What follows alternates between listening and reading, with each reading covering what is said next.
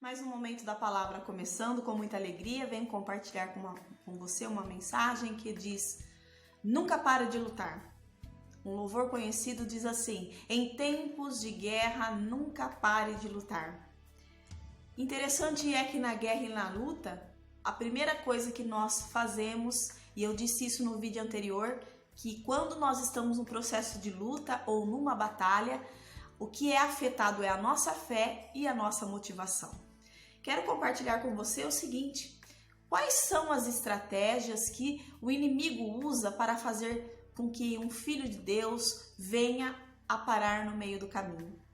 São várias estratégias: traição, quebra de aliança, situações que nos acontecem, cansaço, desânimo, isso tudo chega até a nossa vida. Como eu já disse em outras situações, em outros vídeos, algumas pela permissão divina e outras muitas vezes causadas por nós mesmos. Mas num processo de luta, num processo de guerra, nós devemos, a primeira coisa, adorar. A palavra de Deus vai nos dizer em Mateus 6,25: portanto vos afirmo, não andeis preocupado com a vossa própria vida, quanto ao que haveis de comer ou de beber, nem pelo vosso corpo quanto ao que haveis de vestir. Não é a vida mais do que o alimento e o corpo mais do que as roupas? Ainda ele diz: contemple as aves do céu, que não semeiam, não colhem e nem armazenam, contudo o Pai Celestial a todas as sustentam. Ainda fala: olhe os lírios do campo, nem Salomão com toda a sua formosura se vestiu igual a um deles. A palavra de Deus ainda em Mateus 6,33 vai nos dizer: mas buscai primeiramente o reino de Deus e as demais coisas, buscai primeiramente o reino de Deus e todas as demais coisas vos serão acrescentadas. Podemos ter o exemplo de Paulo e Silas na prisão. Quantos compositores inspirados pelo Espírito Santo colocaram na letra, no papel, ali na música em que estavam escrevendo sobre a reação de Paulo e Silas. Você já parou para imaginar essa cena? Dentro de uma prisão, acorrentados, como será que seria a nossa reação? Mas Paulo e Silas fazem o que eu comentei aqui. Eles adoram a Deus. Num momento de luta, num momento de aflição, eles estão adorando. O segundo ponto que eu quero compartilhar com você é: não se entregue. Muitas pessoas estão vivendo de uma forma como se estivessem mortas, se entregaram. E aí a palavra de Deus em Eclesiastes 7:2 vai nos dizer assim: melhor é ir à casa onde há luto do que ir à casa onde há banquete, pois naquela se vê o fim de todos os homens e os vivos que o tomam em consideração. O que nós aprendemos? Que nós temos que pensar na nossa vida.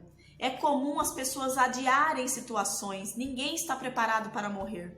Mas quando nós nos defrontamos em meio a um velório, muitas pessoas mudaram as suas vidas a partir do momento que elas foram até um velório, pois passaram a refletir no fim da vida. Então, nós não podemos nos entregar. Enquanto nós tivermos o fôlego de vida, devemos continuar lutando. Ainda vai nos dizer assim: melhor é a mágoa do que o riso, porque com a tristeza do rosto se faz melhor o coração. E ainda vai nos dizer: o coração dos sábios está na casa do luto, mas do insensato na casa da alegria. O caráter do ser humano é revelado no momento de aflição. No momento de alegria, quando nós estamos desfrutando dos prazeres. Isso nos fala até mesmo do filho pródigo, quando ele estava com o dinheiro sobrando, né? Ali estavam seus amigos. A partir do momento que findou o dinheiro, acabou os amigos. Quantos de nós já tivemos momentos de decepção, passamos por momentos de decepção, pois no momento que precisávamos de alguém, de uma palavra amiga, em que estávamos passando por grande aflição, fomos ali automaticamente, ficamos decepcionados, porque foi revelado o caráter daqueles que estavam à nossa volta. Mas isso é mistério que aconteça? É amadurecimento? É o próprio Senhor muitas vezes tirando do nosso caminho quem vai tirar-nos do foco de estar na presença do Senhor. Então, muito mais refletimos no momento onde há luta, no momento onde há até mesmo o luto. Mas aqui a palavra de Deus está nos dizendo: não se entregue, continue avante. Interessante é que em Hebreus, no livro de Hebreus, capítulo 11, o verso 36 e 37 vai nos dizer que como alguns que creram em Deus foram apedrejados e ainda mortos. Muitos tinham o prazer de sofrer por amor a Cristo. No livro de Atos vai nos dizer sobre os apóstolos, que eles apanhavam após levar uma surra, eles se sentiam privilegiados por sofrer pelo amor ao Evangelho. O próprio apóstolo Pedro, quando foi para ser crucificado, ele disse: não sou digno de ser crucificado como meu Senhor. Ele foi crucificado de cabeça para baixo. Muitas vezes estamos reclamando de lutas, nós não temos nem a dimensão de como os nossos irmãos em Cristo, os irmãos na fé do passado, sofreram para que nós tivéssemos hoje o gozo e a alegria de viver a manifestação da salvação e do Evangelho de Jesus que chegou até nós. Então nós temos que entender e descansar no Salmo 46. O Senhor é o nosso refúgio e fortaleza, socorro presente na angústia, pelo que não temeremos, ainda que a terra se mude e ainda que os montes se transportem para o meio dos mares. Ele é o nosso refúgio e fortaleza. Nós devemos agradecer a Deus em todo momento, adorá-lo, porque Ele nos escolheu. Através da vida dos nossos irmãos da fé, o Evangelho chegou até nós.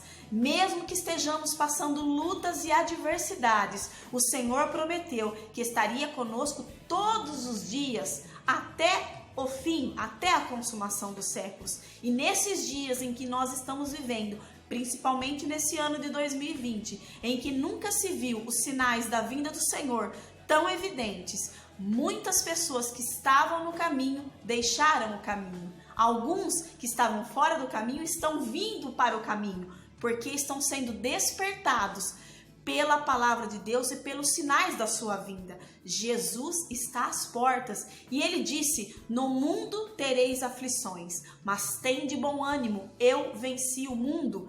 Por meio do Senhor Jesus, nós podemos vencer as adversidades da vida, nós podemos ser forjados pelas adversidades. Aprendemos muito mais nas lutas do que na alegria, como diz Salomão nos deixou escrito. Quero dizer para você, nesse momento em que você está passando, seja qual for o problema, seja se for uma quebra de aliança, não sei qual é a dificuldade que está na sua vida, não se entregue. Tomemos o exemplo de Paulo e Silas na prisão, que estavam adorando a Deus. Interessante é que o inimigo tem estratégias para nos derrubar, mas a palavra de Deus nos diz também que ele nos capacita com estratégia. Podemos falar sobre Davi. Davi estava no campo e um incircunciso gigante filisteu afrontava o povo de Israel e dizia: não há entre vós alguém capaz de me afrontar? Passaram-se dias e noites ele afrontando o povo de Israel. Acontece que Davi foi até o acampamento onde estavam seus irmãos e ele ouviu o gigante afrontando o povo de Israel e ele perguntou: não tem ninguém que possa enfrentar ele? E todos ficaram admirados porque afinal era um gigante. E Davi falou: eu vou afrontar esse gigante e eu vou vencer pelo poder que há no nome do Senhor. Todos ficaram admirados e ainda quiseram oferecer para ele a armadura, mas a armadura ficou grande em Davi. E ele disse: eu irei assim mesmo, porque quando Deus está na frente da nossa batalha, não tem causa na justiça, não tem enfermidade, não tem luta, não tem guerra que o Senhor não possa vencer. Através de uma funda e 5 pedras, ele venceu o gigante filisteu e o povo de Israel saiu vitorioso. Qual é a luta da sua vida? Deus, neste momento, ele te dá estratégia de passar por este momento. Aprenda que neste momento de adversidade você está sendo forjado, você está amadurecendo através da permissão do Senhor na sua vida e o nome do Senhor há de ser glorificado. Qual é a sua luta? Deus está com você neste momento. Tome posse da palavra do Senhor, creia e o adore.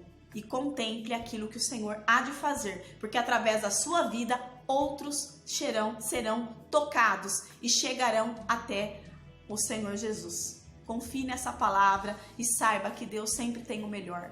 Nunca pare de lutar. Deus te abençoe.